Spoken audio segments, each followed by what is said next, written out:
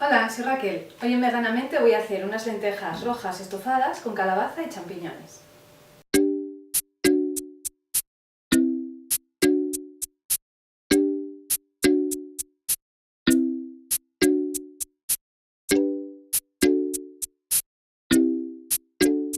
Para hacerlas vamos a necesitar, lógicamente, unas lentejas rojas, unos champiñones, unos trocitos de calabaza, puerro, unas hojas de laurel, unos dientes de ajo, jengibre, comino, pimentón, aceite y sal.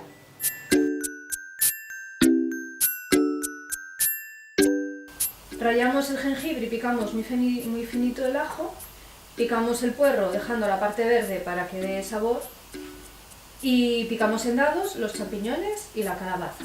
Y ya seguimos con la receta.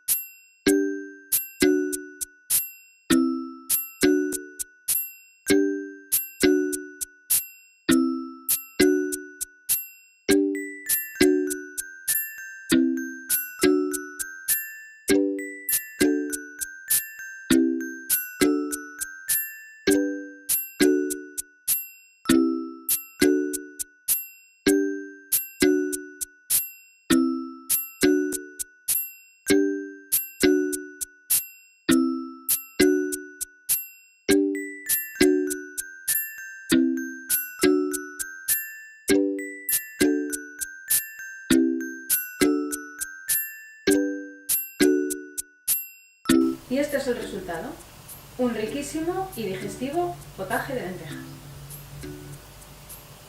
Veganízate.